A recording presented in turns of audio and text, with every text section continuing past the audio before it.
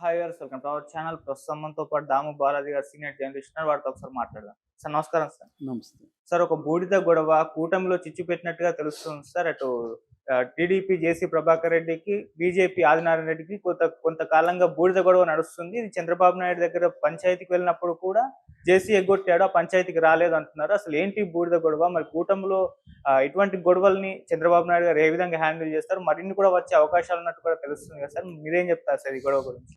జేసీ ప్రభాకర్ రెడ్డి ముందు నుంచి కూడా ఈ ప్రభుత్వం వచ్చినప్పటి నుంచి కూడా ఓపెన్ గానే అనేక వార్నింగ్లు ఇస్తున్నాడు. ఫస్ట్ లో నా కొడకల్లారా అంటూ ఆర్టీఓ అధికారులకు వీళ్ళకి డైరెక్ట్ గానే కెమెరా ముందు వార్నింగ్లు ఇచ్చాడు.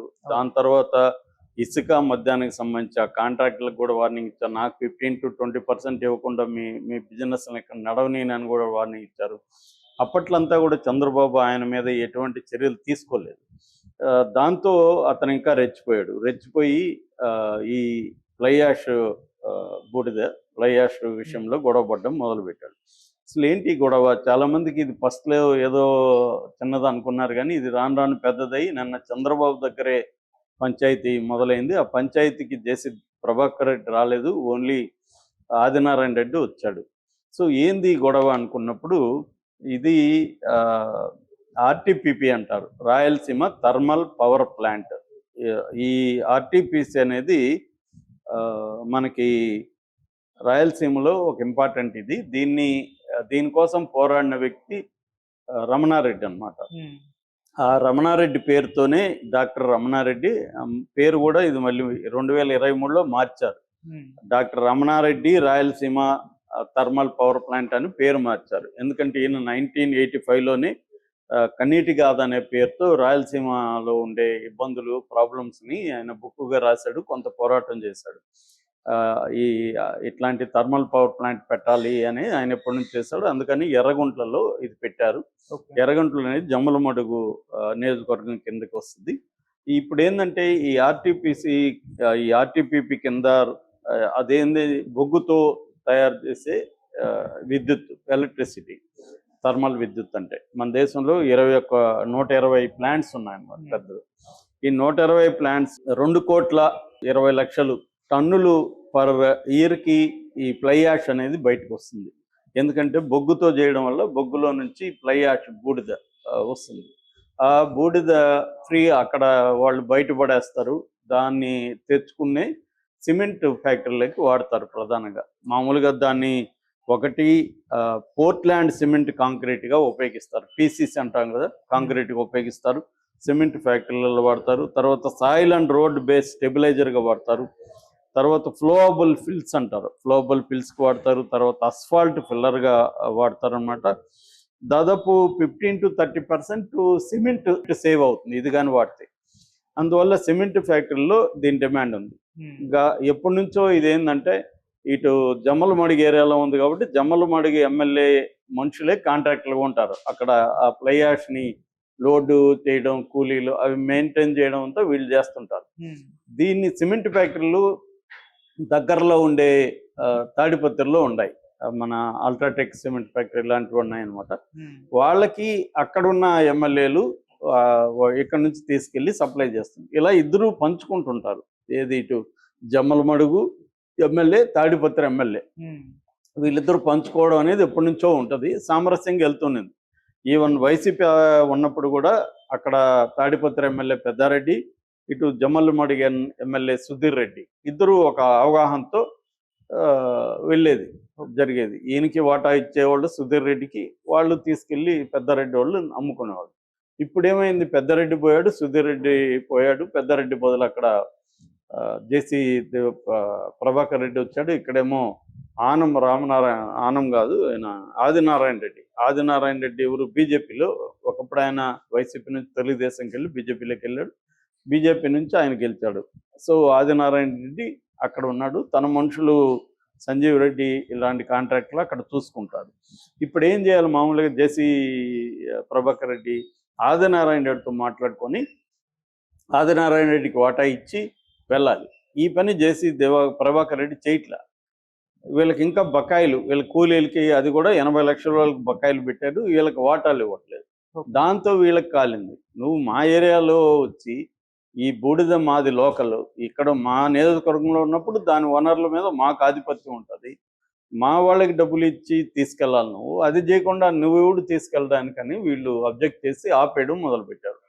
ఆపేయడం మొదలుపెట్టి వీళ్ళే సిమెంట్ ఫ్యాక్టరీ సప్లై చేయడం మొదలుపెట్టారు.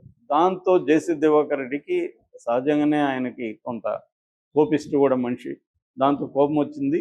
కోపం వచ్చి ఎలా ఆపుతారో చూస్తానని డైరెక్ట్గా కడప ఎస్పీకి, అనంతపురం ఎస్పీకి లెటర్లు పెట్టాడు. ఇది కానీ జరిగితే వాళ్ళకి వార్నింగ్ ఇచ్చాడు, మీరు కానీ దీన్ని ఆపకపోతే తీవ్ర పరిణామాలు ఉంటే నేనే రంగంలోకి దిగుతాను అని వాళ్ళకి వార్నింగ్ ఇచ్చాడు. ఇప్పుడు వాళ్ళకేంది, పోలీసులకి ఇది అధికార కూటమిలో ఉండే ఎమ్మెల్యేల మధ్య గొడవలు అంటే వాళ్ళ తలనొప్పి కదా. ఇది వైసీపీ వాళ్ళకంతకు వాళ్ళు డిటైల్ చేసేవాడు, నోరు మూసుకొని ఉండరు అని చెప్పగలిగాడు. కానీ ఇది వైసీపీ కాదు, అటుపక్క తెలుగుదేశం నాయకుడు, ఇటుపక్క బీజేపీ నాయకుడు. సో వీళ్ళని ఎవరి వైపు ఉంటే ఇంకొకరికి కోపం వస్తుంది. అందుకని పోలీసులు కూడా ఏం చేయలేని పరిస్థితి. అయితే వాళ్ళు శాంతి భద్రతల రీత్యా అక్కడ 144 సెక్షన్ పెట్టడం, వెహికల్స్ అంతా ఆపేయడం, మధ్యలోనే అక్కడికి రానియకుండా ఇటువంటి పని చేశారు. దాంతో ఇతను ఇంకా రెచ్చిపోయాడు. ఇది స్టేట్ వైడ్ గొడవగా మారిపోయింది. ఈవెన్ తెలుగుదేశం పత్రికలు, ఆంధ్రజ్యోతి లాంటివి కూడా దీన్ని గట్టిగానే కవర్ చేస్తాయి. ఎందుకంటే ఇప్పుడు ఏంటంటే ఓవరాల్గా పరిస్థితి ఎక్కడ ఉందంటే, ఎట్లా ఉందంటే, చంద్రబాబు ఏమో దీన్ని ఉపయోగించుకొని ఇప్పుడు తనకి జీవితంలో రాని ఒక ఇప్పుడు వచ్చింది, తర్వాత వచ్చిన ఒక గొప్ప ఆపర్చునిటీ ఉపయోగించుకొని తను చివరి దీని పేజీలో ఉన్నాడు కాబట్టి తన పేరు నిలిచిపోయే విధంగా అభివృద్ధి చేద్దాము అన్న ఉద్దేశంలో ఉన్నాడు. కానీ ఎమ్మెల్యేలు ఎక్కడికక్కడ విపరీతంగా కరప్షన్లోకి వెళ్ళిపోయారు, విపరీతంగా వనరులను దోచుకుంటున్నారని తెలుగుదేశం మీడియా కూడా స్ట్రాంగ్గా దీని మీద చేస్తుంది. ఎందుకంటే దీనివల్ల చంద్రబాబుకి చెడ్డ పేరు వస్తుంది. 2014 నుంచి 19లో కూడా ఇలాగే ఎమ్మెల్యేల అరాచకాలు కావచ్చు, అవినీతి వల్ల చంద్రబాబుకి బాగా చెడ్డ పేరు వచ్చింది. ఇది రాకుండా చూసుకుంటే చంద్రబాబుకి మళ్ళీ అధికారం గ్యారంటీ అనే ఇది ఉంది. ఎప్పుడైనా కూడా మన నెగిటివ్ ఓట్ అనేది బలంగా పెరిగిపోయినప్పుడు అవతల ఎవడున్నా కూడా జనాలు వాళ్ళకి వేసేస్తారు. సో జగన్ దాన్ని ఆపర్చునిటీగా తీసుకొని దాని వైపు ఉన్నాడుగా. ఆల్రెడీ అతనికి 40% ఓటు పడింది, ఇంకొక 10% పడితే జగన్ మళ్ళీ వస్తాడు. ఇది రాకుండా చూసుకోవాలని తెలుగుదేశం అభిమానులు కూడా ఎంతో ఆవేదనతో చేస్తున్నారు. కానీ ఈ ఎమ్మెల్యేల తీరులో మార్పు వస్తున్నారు. ఆల్రెడీ చంద్రబాబు అనేక సార్లు ఎమ్మెల్యేలకు గట్టి వార్నింగ్ ఇచ్చాడు, మీరు మీ ఇది మానుకోండి అని.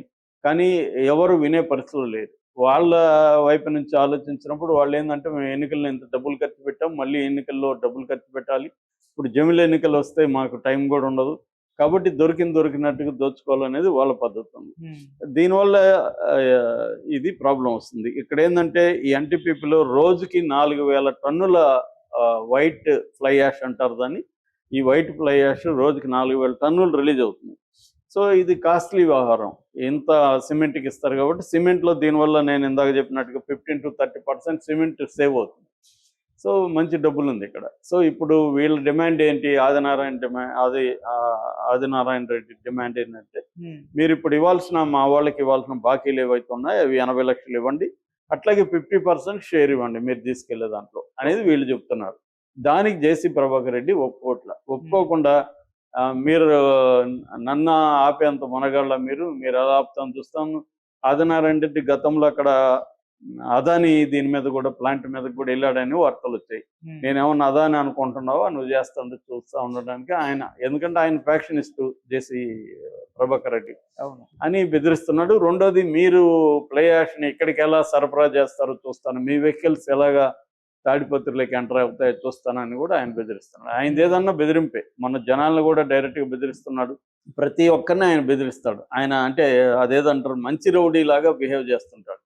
అంటే మీ మంచి కోసమే చెప్తున్నాను కానీ మీరు చేయకపోతే నేను మిమ్మల్ని ఎలా చేస్తానని డైరెక్ట్గా బెదిరించడం. ఆయన ఏంటంటే అదొక సంస్థానం లాగా, ఆయన ఒక రాజులాగా అక్కడ ప్రవర్తిస్తుంది. మామూలుగా ఒకప్పుడు ఫ్యాక్షన్లో ఇలాగే ఉండేది, ఎక్కడికక్కడ సంస్థానం లాగా ఉండే వాళ్ళు. పాలేగారుల కల్చర్ ఉండేది రాయలసీమలో ఒకప్పుడు బ్రిటిష్ వాళ్ళ కాలంలో. ఆ పాలేగారు సంస్థానానికి అతను ఇన్ఛార్జిగా ఉండేవాడు, అతని మాట చెల్లేది. ఇప్పుడు కూడా అదే పద్ధతిలో ఫ్యాక్షనిస్టులు బిహేవ్ చేశారు. దాదాపు ఫ్యాక్షనిజం అనేది దాదాపు తగ్గిపోయినా కూడా ఇప్పటికి కూడా అనేక ఏరియాల్లో ఇలాగ ఉన్నారు. లేటెస్ట్ ఎగ్జాంపుల్ జేసీ ప్రభాకర్ రెడ్డి. మరి దీన్ని సాల్వ్ చేయడానికి చంద్రబాబే రంగంలో దిగాల్సి వచ్చింది. వేరే వాళ్ళు సాల్వ్ చేసే పరిస్థితి లేదు, ఎవరి మాట వినరు వీళ్ళిద్దరు. అందుకని చంద్రబాబు పిలిపిస్తే ఇటు ఆదినారాయణ రెడ్డి, భూపేష్ రెడ్డి వీళ్ళు నిన్న వచ్చారు, కానీ జేసీ మాత్రం రాలేదు, నాకు ఫేవర్ అని చెప్పాడు. సో ఇది ఇప్పుడు మరీ కంటిన్యూ అయ్యేట్టుగా ఉంది. చంద్రబాబు ఏమో నేను అక్కడ అధికారులతో మాట్లాడతాను, నేను సాల్వ్ చేస్తానని ఆదినారాయణ రెడ్డి చెప్పి పంపించాడు. ఆదినారాయణ రెడ్డి బయట వచ్చి ఆయన సైలెంట్గా వెళ్ళాలి కదా, మామూలుగా అయితే ఆయన సైలెంట్గా వెళ్ళాలి. ఆయన మీడియాతో మాట్లాడి అతను జేసీ దివాకర్ రెడ్డి రాలేదు, లెటర్లో రాస్తాడు, రమ్మంటే రాడు అని ఆయన సీరియస్గా మాట్లాడుతున్నాడు. జ్వరమా ఇంకోటో నాకు తెలీదు, ఎందుకు రాలేదు అని ఆయన మాట్లాడుతున్నాడు. అంటే ఈ సమస్య ఇప్పటికి కూడా సాల్వ్ కాలేదు, రోజు రోజుకి పెరుగుతున్నట్టే కనబడుతుంది. చంద్రబాబు మరి దీన్ని ఎలా డీల్ చేస్తాడనేది చూడాలి. Okay sir, thank you so much.